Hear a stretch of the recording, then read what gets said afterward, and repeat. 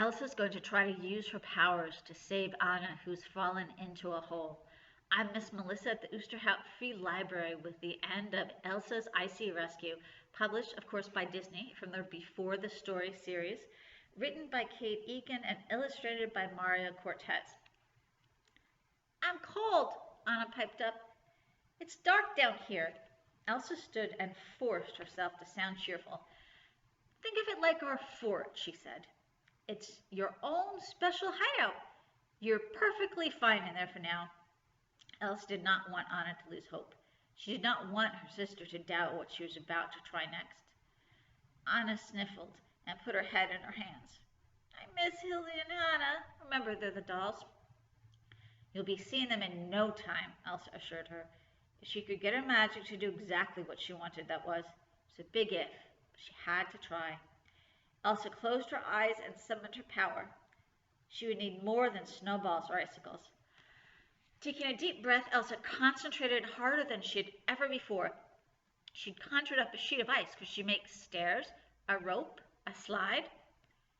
After a few minutes of intense focus, she heard Anna's reaction from below. Oh, she said, I'm skating! Without realizing it, Elsa had spread a thin layer of ice around the bottom of the hole. Sorry, said Elsa. Let me try again. That was not quite what she'd meant to do. Anna, can you step off the ice for a second? Elsa stared below and concentrated. Stairs would be too difficult, she decided. A rope was too likely to break. What about a ramp?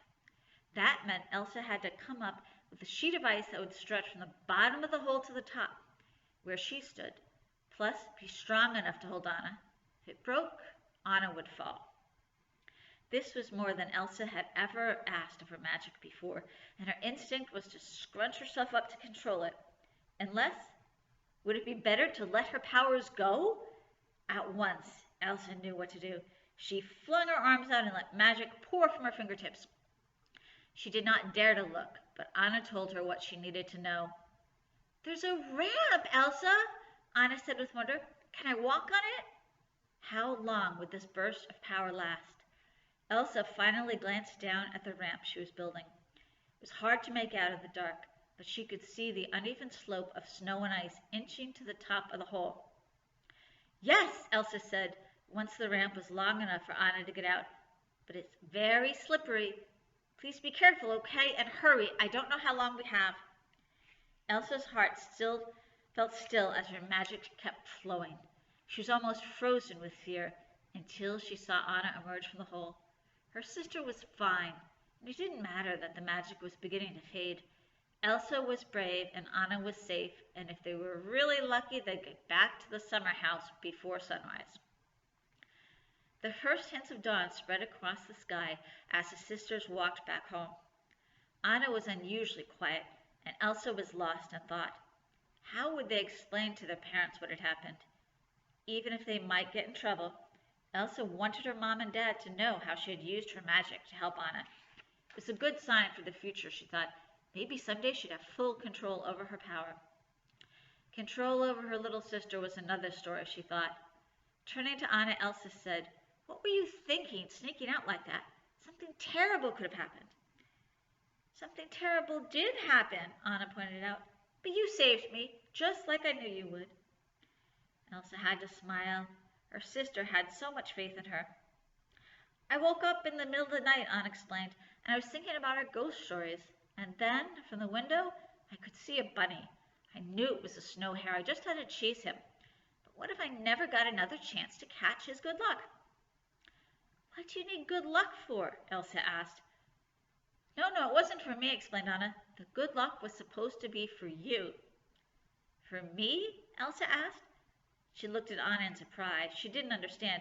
To help you and become queen, Anna said. I thought you could use a little extra luck, just in case.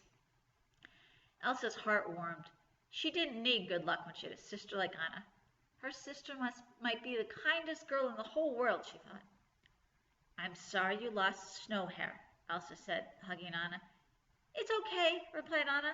I'll find him again someday. I just know it.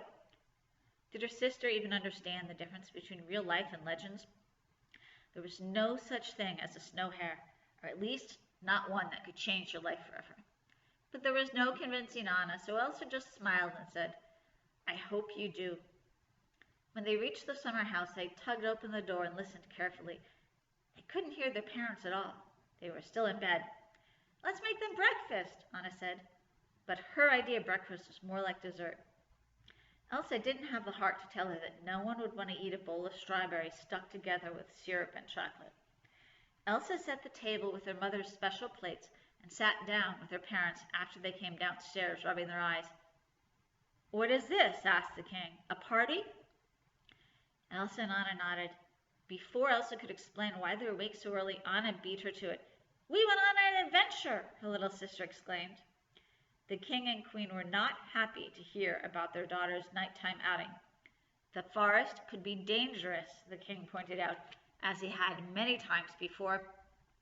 Anything could have happened, and we would never have known where to look for you. But the king and the queen were happy to eat the strawberries, or at least they acted happy anyway, and happy to hear that Elsa's magic had saved Anna from the hole in the woods. The magic did exactly what you asked, said the queen. She put her arm around Elsa and hugged her. I'm so proud of you. Those words were music to Elsa's ears, and after hearing them, she did not even mind washing the dishes. For the next few days, her parents said the girls would be doing some extra work around the cottage to make up for leaving the house without permission in the middle of the night. Soon, it was time for Elsa to go back to her lessons. She got a lump in her throat when Anna left to play outside, and she was stuck studying an old book about the kingdom's best-known artists and musicians. It took Elsa a while to settle into it, but after she did, she saw what made those people special. They might not have magic, but they were clever and resourceful, bold and courageous. You did a brave thing helping your sister, the queen said as Elsa finished the last chapter of the book. She leaned over and put a hand on Elsa's shoulder, giving it a gentle squeeze. You're going to make a great leader someday. Elsa smiled at her mom, the queen's words filling her with warmth. She'd always worried her magic would make it harder to be a good queen. But maybe her power didn't make her so different from the rulers of the past after all. I think you've read enough for today, said the queen. You're free to go and play with Anna. Elsa put down her book and raced outside to look for Anna, but there was no sign of her sister. Not again. Have you seen Anna anywhere? She asked her father. The king looked up from the book he was reading and said, Just saw her, but I think she must have gone inside. Taking the stairs two at a time, Elsa ran to the room and pushed open the door. When she didn't spot Anna, she knew her sister had to be in the fort. Hello, girls, she said to Hildy and Hannah, who were by the window. Then she peeked inside the fort. Anna? It was strangely quiet in there. Shh, Anna whispered. He's sleeping. Elsa wasn't sure if it was lucky or unlucky, but her sister never gave up on anything. She must have searched all morning, Elsa realized, but she'd finally found what she'd wanted. Curled up on Anna's lap was a large white rabbit. The rest of our summer will be perfect, she predicted with a grin, because I finally caught the snow hare. You can check out this book, lots of other Frozen stories, both in the library and on our free Cloud Library app. If you have any suggestions for what we can read next, please reach out. See me at the library. I'll talk to you soon. Bye-bye.